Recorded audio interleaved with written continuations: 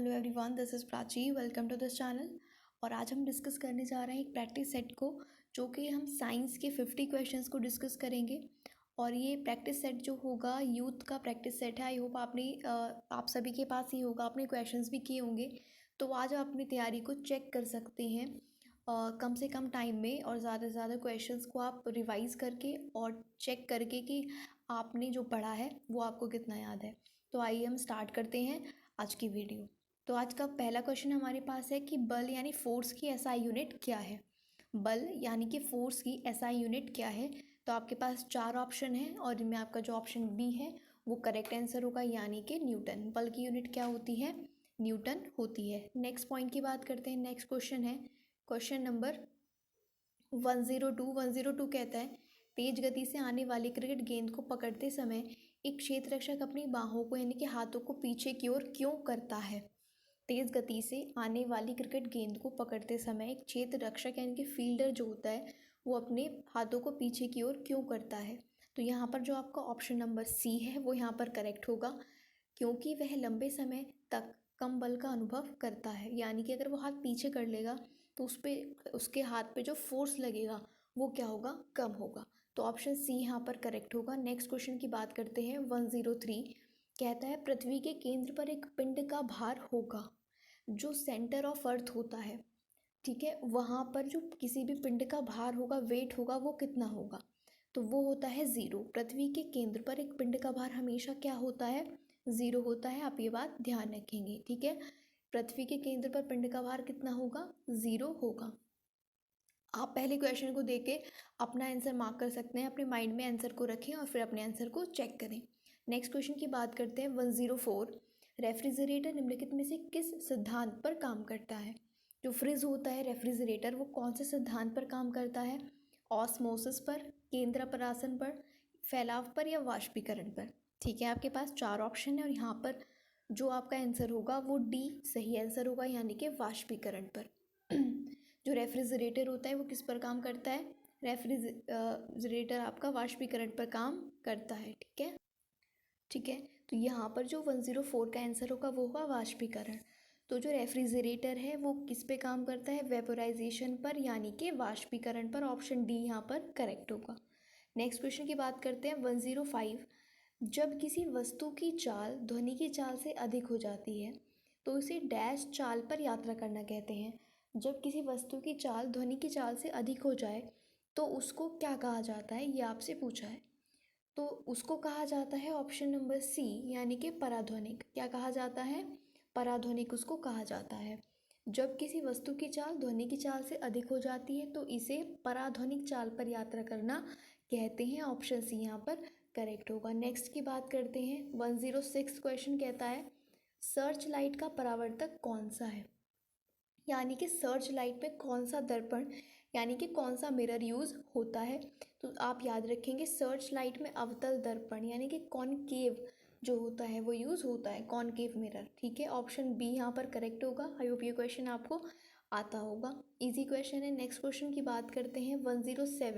107 question कहता है कि एक वस्तु को 10 सेंटीमीटर की फोकल लंबाई वाले एक उत्तल लेंस के मुख्य अक्ष पर रखा गया है।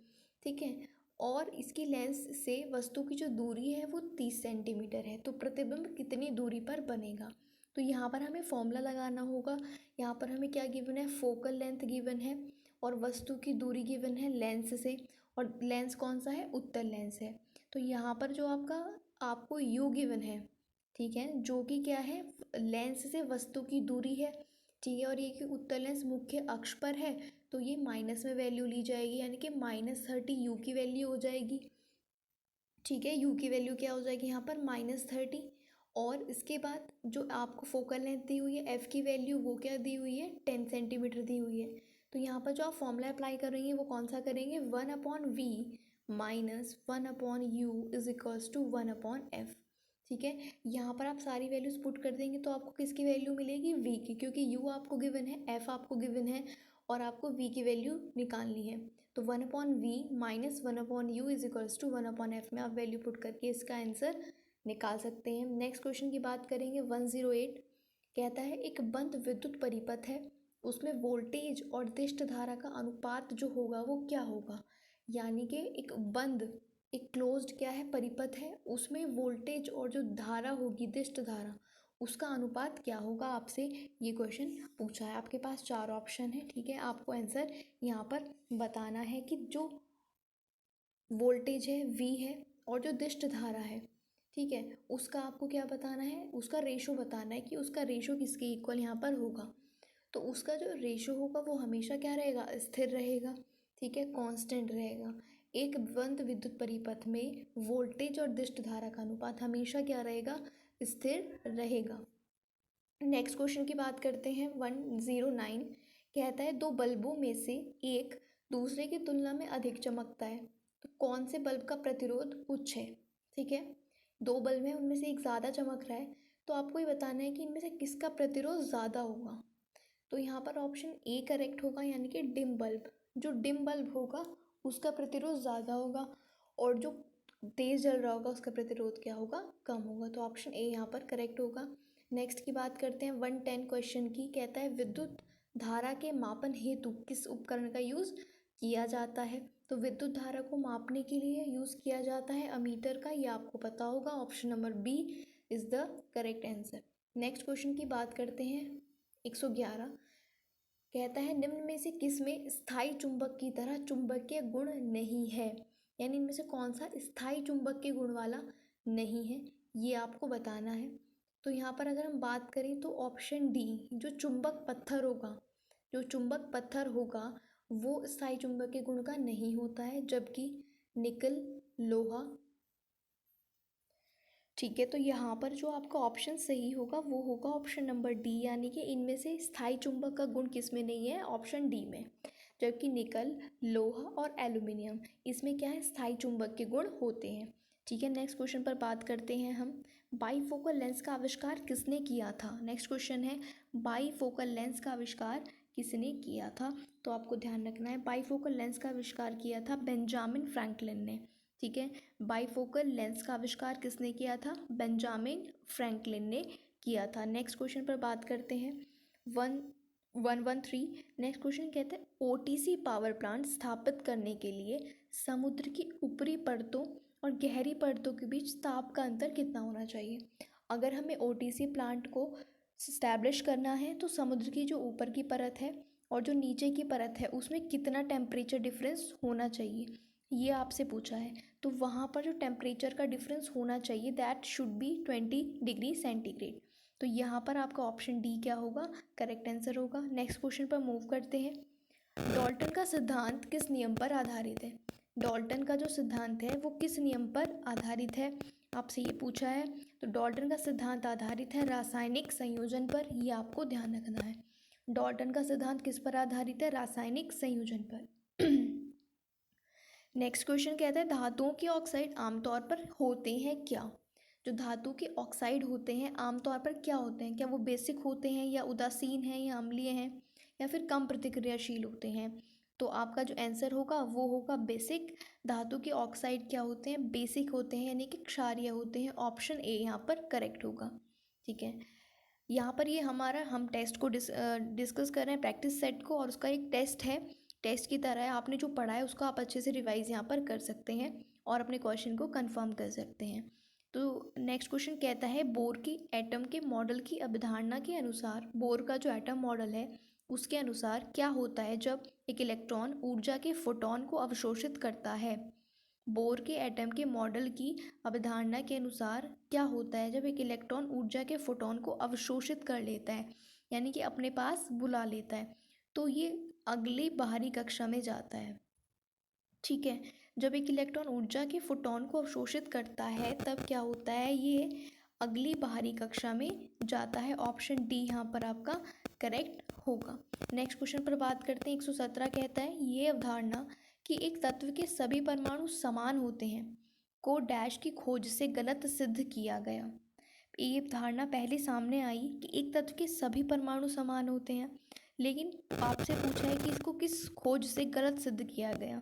तो इसको गलत सिद्ध किया गया समस्थानिक की खोज से। किससे, समस्थानिक की खोज से। नेक्स्ट क्वेश्चन की बात करेंगे 118 कहता है निम्नलिखित में से कौन सा दुर्बल अम्ल पानी में घुलने पर H+ आयन प्रदान करता है। अगर उसको दुर्बल अम्ल में घोला जाए, ठीक है, कौन सा दुर्बल अम्ल पानी में घोला जाए और वो H+ आयन रिलीज करेगा यानी कि प्रदान करेगा, तो वो होगा एसिटिक एसिड यानी कि एसिटिक अम्ल। ऑप्शन बी यहाँ पर आपका करेक्ट आंसर होगा। जब आप दुर्बल अम्ल को पानी में घोलेंगे तो H+ आयन देगा एसिटिक एसिड। नेक्स्ट क्वेश्चन की बात करते हैं 119। कहता है आवर्त सारणी का आविष्कार किसने किया। ठीक है, आपसे सीधा सीधा क्वेश्चन पूछा है कि आवर्त सारणी जो आपकी है उसका किसने आविष्कार किया है, तो उसका आविष्कार किया है दिमित्री मेंडलीव ने। मेंडलीव की आवर्त सारणी के नाम से आपने सुना होगा, तो ऑप्शन ए यहाँ पर करेक्ट आंसर होगा। नेक्स्ट क्वेश्चन पर मूव करते हैं। अमोनिया का व्यावसायिक निर्माण किस प्रक्रिया में होता है। अमोनिया का जो कमर्शियल यूज़ होता है, जो व्यावसायिक यूज़ होता है अमोनिया का, वो किस प्रक्रिया से होता है, ये आपसे पूछा है। तो वो होता है हैबर की प्रक्रिया से। हैबर की प्रक्रिया द्वारा अमोनिया का व्यवसायीकरण किया जाता है, ये आपको ध्यान रखना है। नेक्स्ट क्वेश्चन की बात करेंगे, ग्रेफीन क्या होता है। ग्रेफीन क्या है, आपसे पूछा है ग्रेफीन क्या है, तो ग्रेफीन होता है कार्बन का एक अपर रूप। ऑप्शन ए यहाँ पर आपका करेक्ट आंसर होगा। ग्रेफीन क्या है, कार्बन का एक अपर रूप होता है। नेक्स्ट क्वेश्चन डिस्कस करते हैं। नेक्स्ट कहता है यौगिक CaOCl2 का सामान्य नाम क्या है, यानी कि किसको CaOCl2 के सूत्र में लिखा जाता है, आपसे पूछा है। तो CaOCl2 होता है ब्लीचिंग पाउडर, यानी कि ऑप्शन सी यहाँ पर आपका करेक्ट होगा। इनमें से कोई ना कोई फॉर्मूला या उसका नाम ज़रूर पूछा जाता है, तो ये क्वेश्चन इंपॉर्टेंट है। ठीक है, CaOCl2 किसका सामान्य नाम पूछा है आपसे, तो वो क्या होगा, ब्लीचिंग पाउडर होगा। नेक्स्ट क्वेश्चन की बात करते हैं 123। कहता है निम्नलिखित में से किस जीवाश्म ईंधन में ब्यूटेन इसका मुख्य घटक होता है। निम्नलिखित में से किस जीवाश्म ईंधन में ब्यूटेन मुख्य घटक है, तो किस में मुख्य घटक होता है ब्यूटेन, तो हमें पता है एलपीजी में ब्यूटेन क्या होता है, एक मुख्य घटक होता है। तो इसका आपका आंसर क्या हो जाएगा, ऑप्शन नंबर डी करेक्ट होगा। 124 पर बात करते हैं। कहता है एल्यूमिनियम धातु को केवल किसके द्वारा निष्कर्षित किया जाता है। एल्यूमिनियम धातु को केवल किसके द्वारा निष्कर्षित किया जाता है, तो एल्यूमिनियम धातु को इलेक्ट्रोलिसिस से, किससे, इलेक्ट्रोलिसिस से निष्कर्षित किया जाता है। ऑप्शन डी यहाँ पर करेक्ट आंसर होगा। 125 की बात करते हैं। कहता है दही में कौन सा अम्ल पाया जाता है, तो आप सभी जानते होंगे, इजी क्वेश्चन है। दही में होता है लैक्टिक अम्ल, ऑप्शन बी यहाँ पर करेक्ट आंसर होगा। 126 की बात करते हैं। टैक्सोनॉमी मूल रूप से किससे संबंधित है। टैक्सोनॉमी किससे संबंधित है, तो टैक्सोनॉमी रिलेटेड है जैव विविधता से। ऑप्शन ए यहाँ पर आपका करेक्ट आंसर होगा। टैक्सोनॉमी किससे रिलेटेड है, जैव विविधता से, यानी कि बायोडाइवर्सिटी से। नेक्स्ट क्वेश्चन है 127। कहता है निम्न में लाल संवहनीय संयोजी ऊतक हैं, इनमें से कौन सा लाल संवहनीय संयोजी ऊतक है, तो यहाँ पर वो होता है रुधिर यानी कि ब्लड। ऑप्शन सी यहाँ पर करेक्ट होगा। लाल संवहनीय संयोजी ऊतक किसको कहा जाता है, ब्लड को। Option C is the correct answer. Next question की बात करते हैं 129। कहते हैं सिस्टेमा नेचुरे, इसको किसने लिखा था।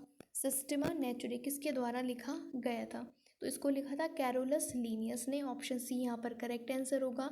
सिस्टेमा Naturae written by Carolus Linnaeus. Next question की बात करते हैं 130 कहता है एवीज में शामिल हैं, तो एवीज में कौन आते हैं, एवीज में आते हैं पक्षी यानी कि बर्ड्स। ऑप्शन है यहाँ पर आपका करेक्ट आंसर होगा। आई होप आपका यहाँ पर रिवीजन अच्छा हो रहा होगा। जो क्वेश्चन आप पढ़ चुके हैं उनको आप यहाँ पर फ्रिक्वेंटली रिवाइज कर सकते हैं। तो अगर आपको वीडियो अच्छा लग रहा है तो आप लाइक ज़रूर करें। नेक्स्ट क्वेश्चन डिस्कस करते हैं। सामान्य मानव रक्त है, जो हमारा ब्लड होता है, ये क्वेश्चन कई बार एग्जाम में पूछा भी गया है। जो ह्यूमन ब्लड होता है वो कैसा होता है, उदासीन होता है, न्यूट्रल है, थोड़ा अम्लीय है, या क्षारीय है, या थोड़ा क्षारीय है, तो आपसे ये पूछा है। तो जो ह्यूमन ब्लड होता है वो थोड़ा क्षारीय होता है। ऑप्शन डी यहाँ पर आपका करेक्ट आंसर होगा। थोड़ा सा वो क्या होता है, बेसिक इन नेचर होता है। ऑप्शन डी यहाँ पर करेक्ट आंसर है। नेक्स्ट क्वेश्चन की बात करेंगे 132 कहता है मनुष्यों में पाया जाने वाला श्वसन पिगमेंट है, हमारा जो श्वसन पिगमेंट है वो कौन सा है, इनमें से आपको बताना है। तो मनुष्य में पाए जाने वाला जो श्वसन पिगमेंट कहा जाता है वो है हीमोग्लोबिन, यानी कि ऑप्शन यहाँ पर डी यहाँ पर करेक्ट होगा। मनुष्य में पाए जाने वाला श्वसन पिगमेंट है ब्रीदिंग पिगमेंट क्या है यहाँ पर, हीमोग्लोबिन है, ऑप्शन डी करेक्ट आंसर है। 133 की बात करेंगे, ईसीजी द्वारा उत्पादित विद्युत बलों को महसूस करता है। ईसीजी कहाँ से उत्पन्न बलों को महसूस करता है, तो ईसीजी महसूस करता है हृदय से उत्पन्न बलों को। हृदय में यानी हार्ट में अगर कोई प्रॉब्लम होती है तो आपने सुना होगा ईसीजी कराया जाता है। तो आपसे बेसिकली यही पूछा है कि कहाँ से बलों को ये महसूस करता है जब ईसीजी कराया जाता है, तो वो होता है हृदय यानी हार्ट के लिए। तो 133 का ऑप्शन डी करेक्ट होगा। नेक्स्ट क्वेश्चन की बात करते हैं 134। कहता है मानव शरीर में सबसे छोटी हड्डी कौन सी है, तो आप ये सभी जानते हैं, ऑप्शन सी यहाँ पर करेक्ट होगा, स्टेपीज, जो कि कान में पाई जाती है सबसे छोटी हड्डी। नेक्स्ट क्वेश्चन की बात करेंगे 135। कहता है इंसुलिन की खोज के लिए किसको नोबेल पुरस्कार से सम्मानित किया गया था। इंसुलिन की खोज करने के लिए किसको नोबेल पुरस्कार दिया गया था, तो यहाँ पर ऑप्शन नंबर ए यहाँ पर करेक्ट होगा, फ्रेडरिक बेंटिंग। इंसुलिन की खोज किसने करी थी, इंसुलिन की खोज करी थी फ्रेडरिक बेंटिंग ने। देखो इंसुलिन की खोज यहाँ से आप पे पूछी गई है, तो वो किसने करी थी, फ्रेडरिक बेंटिंग ने, ऑप्शन ए यहाँ पर करेक्ट होगा। नेक्स्ट क्वेश्चन की बात करते हैं 136। कहता है महिलाओं में यौवन की शुरुआत किससे होती है। चार ऑप्शन आपके पास है, तो यहाँ पर ऑप्शन डी करेक्ट होगा, रजो दर्शन। किससे, रजो दर्शन से शुरू होती है।